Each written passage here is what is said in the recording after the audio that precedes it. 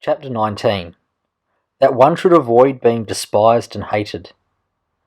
Now concerning the characteristics of which mention is made above, I have spoken of the more important ones. The others I wish to discuss briefly under this generality, that the prince must consider, as he has been in part said before, how to avoid those things which will make him hated or contemptible. And as often as he shall have succeeded, he will have fulfilled his part, and need not fear any danger in other approaches. It makes him hated above all things, as I have said, to be rapacious, and to be a violator of the property and women of his subjects, from both of which he must abstain. And when neither their property nor their honour is touched, the majority of men live content, and is only content with the ambition of a few, whom he can curb with ease in many ways. It makes him contemptible to be considered fickle, frivolous, effeminate, mean-spirited, irresolute, from all of which a prince should guard himself as from a rock, and he should endeavour to show in his actions greatness, courage, gravity, and fortitude. And in his private dealings with his subjects, let him show that his judgments are irrevocable, and maintain himself in such reputation that no one can hope either to deceive him or to get around him. That prince is highly esteemed who conveys this impression of himself, and he who is highly esteemed is not easily conspired against. For, provided it is well known that he is an excellent man and revered by his people, he can only be attacked with difficulty. For this reason, a prince ought to have two fears, one from within on account of his subjects, and the other from without on account of external powers. From the latter he is defended by being well armed and having good allies, and if he is well armed he will have good friends, and affairs will always remain quiet within when they are quiet without, unless they should have already been disturbed by conspiracy. And even should affairs outside be disturbed, if he has carried out his preparations and has lived as I have said, as long as he does not despair, he will resist every attack, as I said Nabis the Spartan did. But concerning his subjects, when affairs outside are disturbed, he has only to fear that they will conspire secretly, from which a prince can easily secure himself by avoiding being hated and despised, and by keeping the people satisfied with him, which is most necessary for him to accomplish, as I have said above at length. And one of the most efficacious remedies that a prince can have against conspiracies is to not be hated and despised by the people. For he who conspires against a prince always expects to please them by his removal. But when the conspirator can only look forward to offending them, he will not have the courage to take such a course, for the difficulties that confront a conspirator are infinite, and as experience shows, many have been the conspiracies, but few have been successful, because he who conspires cannot act alone, nor can he take a companion except from those whom he believes to be malcontents. And as soon as you have opened your mind to a malcontent, you have given him the material with which to content himself. For by denouncing you, he can look for every advantage. So that, seeing the gain from this course to be assured, and seeing the other to be doubtful and full of dangers, he must be a very rare friend, or a thoroughly obstinate enemy of the prince, to keep faith with you. And to reduce the matter into a small compass, I say that on the side of the conspirator there is nothing but fear, jealousy, prospect of punishment to terrify him. But on the side of the prince there is the majesty of the principality, the laws, the protection of friends, and the state to defend him. So that, adding to all these things the popular goodwill, it is impossible that any one should be so rash as to conspire. For whereas in general the conspirator has to fear before the execution of his plot, in this case he has also to fear the sequel to the crime, because on account of it he has the people for an enemy, and thus cannot hope for any escape. Endless examples could be given on this subject, but I will be content with one, brought to pass within the memory of our fathers. Messer Annibale of Bentivogli, who was the prince in Bologna, father of the present Annibale, having been murdered by the Conneschi, who conspired against him, not one of his family survived but Messer Giovanni, who was in childhood. Immediately after his assassination, the people rose up and murdered all the Conneschi.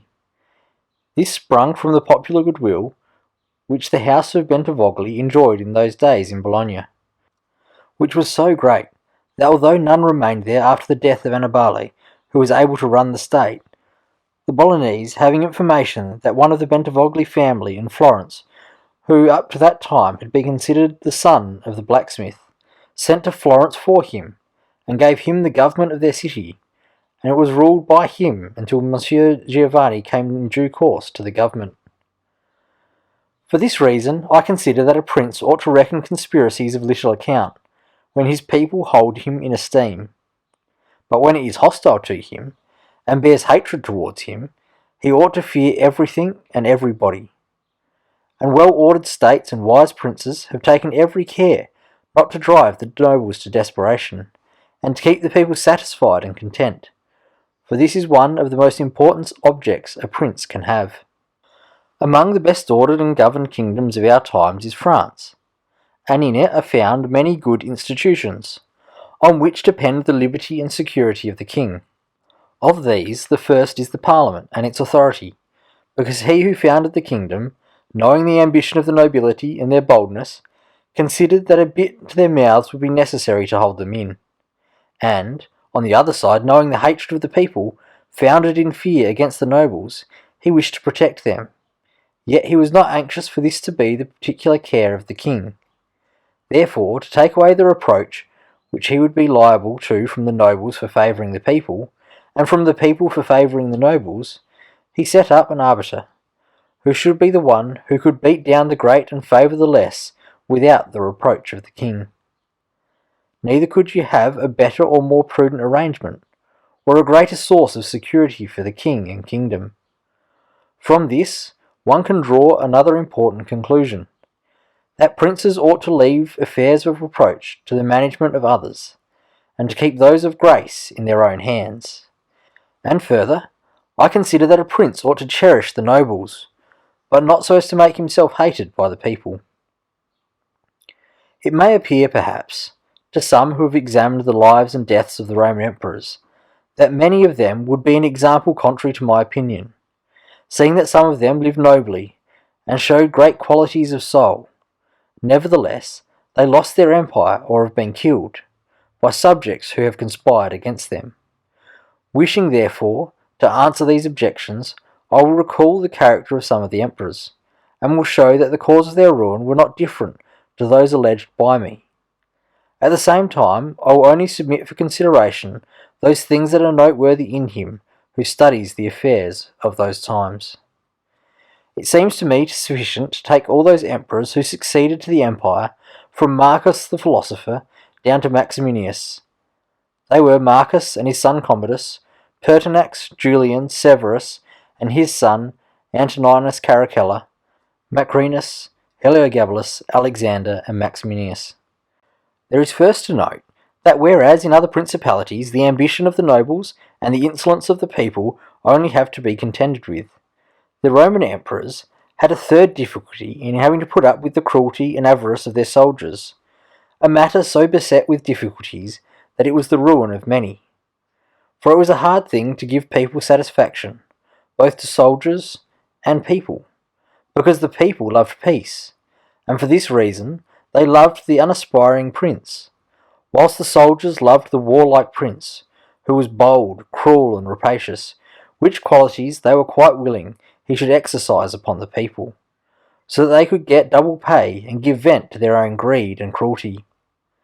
Hence it arose that those emperors were always overthrown who either by birth or training had no great authority, and most of them, especially those who came new to the principality, recognizing the difficulty of these two opposing humours, were inclined to give satisfaction to the soldiers, caring little about injuring the people, which course was necessary, because as princes cannot help being hated by someone, they ought in the first place to avoid being hated by everyone, and when they cannot compass this, they ought to endeavour with the utmost diligence to avoid the hatred of the most powerful.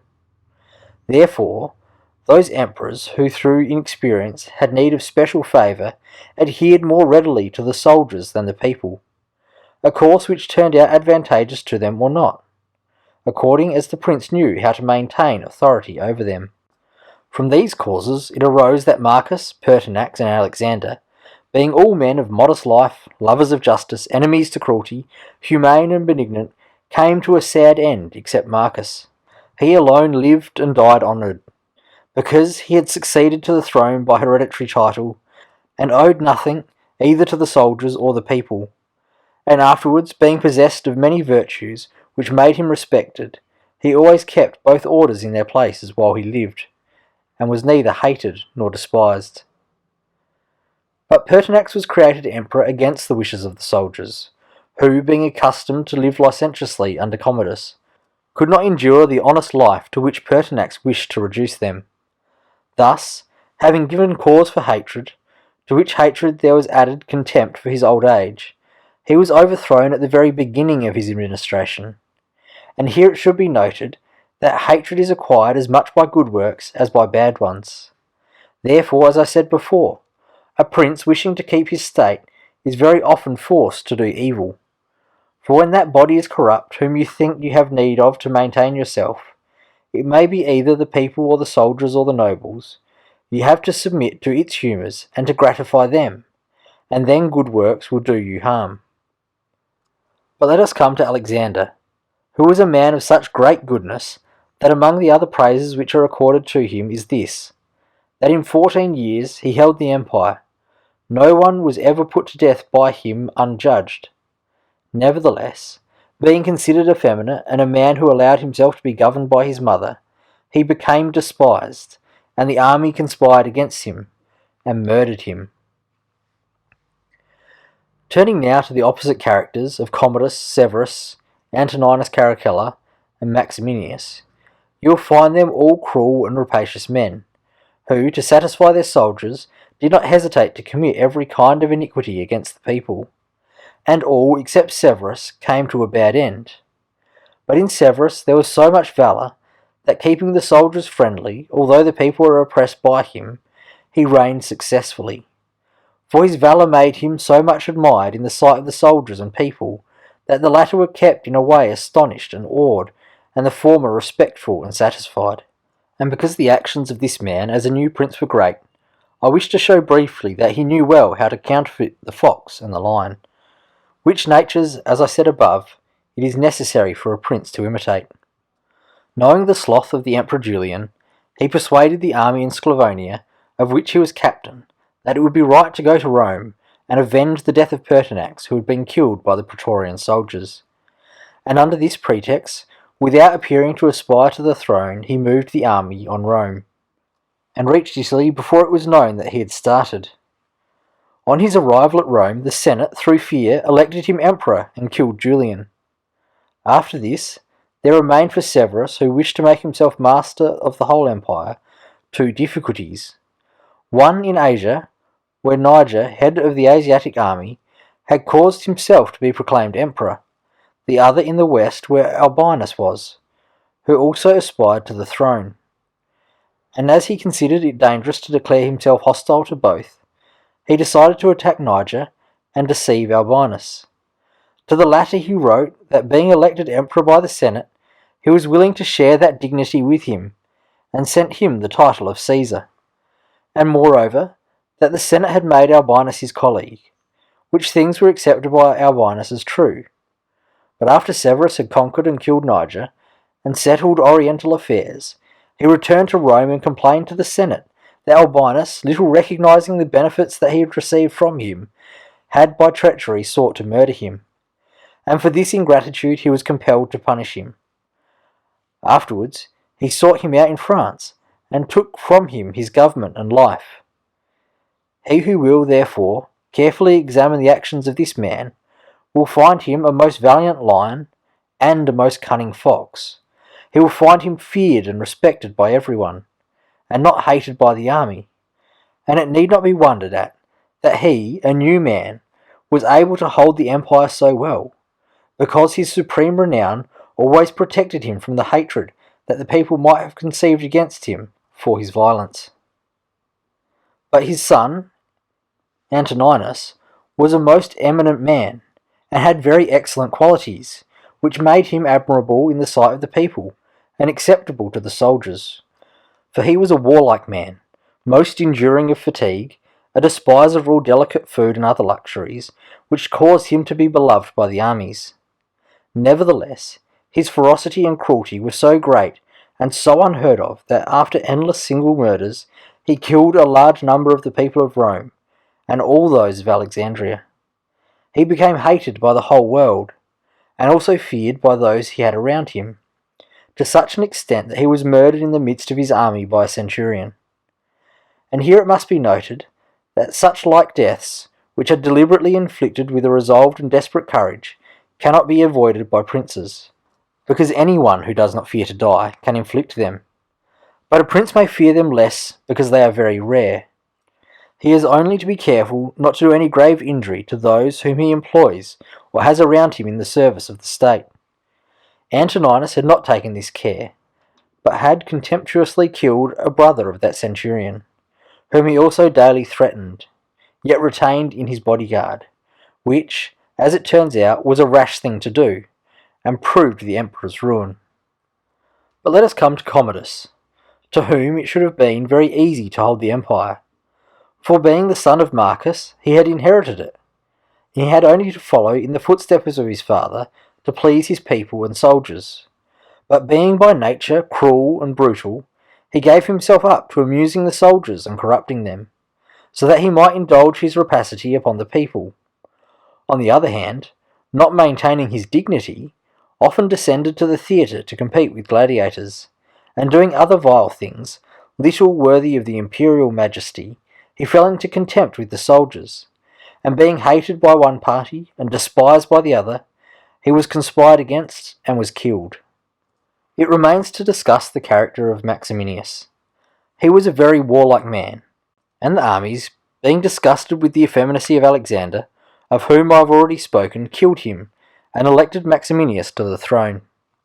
This he did not possess for long, for two things made him hated and despised. The one, his having kept sheep in Thrace, which brought him into contempt, it being well known to all, and considered a great indignity by everyone. And the other, his having at the accession to his dominions deferred going to Rome, and taking possession of the imperial seat. He had also gained a reputation for the utmost ferocity by having, through his prefects in Rome and elsewhere in the empire, practised many cruelties, so that the whole world was moved to anger at the meanness of his birth, and to fear his barbarity. First Africa rebelled, then the Senate with all the people of Rome, and all Italy conspired against him, to which may be added his own army. This latter, besieging Aquileia, and meeting with difficulties in taking it, were disgusted with his cruelties, and fearing him less when they found so many against him, murdered him. I do not wish to discuss Heliogabalus, Macrinus, or Julian, who, being thoroughly contemptible, were quickly wiped out, but I'll bring this discourse to a conclusion by saying that princes in our times have this difficulty of giving inordinate satisfaction to their soldiers in a far less degree, because notwithstanding one has to give them some indulgence, that is soon done. None of these princes have armies that are veterans in the government and administration of provinces, as were the armies of the Roman Empire. And whereas it was then more necessary to give satisfaction to the soldiers than the people, it is now more necessary to all princes, except the Turk and the Soldan, to satisfy the people rather than the soldiers, because the people are more powerful. From the above, I have accepted the Turk, who always keeps round him 12,000 infantry and 15,000 cavalry, on which depend the security and strength of the kingdom. And it is necessary that, putting aside every consideration for the people, he should keep them his friends. The kingdom of the Soldan is similar, being entirely in the hand of the soldiers. It follows again that without regard to the people, he must keep them his friends. But you must note that the state of the Soldan is unlike all other principalities, for the reason that it is like the Christian pontificate, which cannot be called either an hereditary or newly formed principality, because the sons of the old prince are not the heirs, but he who is elected to that position by those who have authority, and the sons remain only noblemen. And this being an ancient custom, it cannot be called a new principality, because there are none of those difficulties in it that are met in new ones. For although the prince is new, the constitution of the state is old, and is framed so as to receive him, as if he were its hereditary lord. But returning to the subject of our discourse, I say that whoever will consider it will acknowledge that either hatred or contempt has been fatal to the above-named emperors, and it will be recognised also how it happened that a number of them acting in one way and a number in another, only one in each way came to a happy end, and the rest to unhappy ones. Because it would have been useless and dangerous for Pertinax and Alexander, being new princes, to imitate Marcus, who is their heir to the principality. And likewise it would have been utterly destructive to Caracalla, Commodus, and Maximinus to have imitated Severus, they not having sufficient valour to enable them to tread in his footsteps. Therefore a prince, new to the principality, cannot imitate the actions of Marcus, nor again is it necessary to follow those of Severus, but he ought to take from Severus those parts which are necessary to found his state, and from Marcus those which are proper and glorious to keep a state that may already be stable and firm.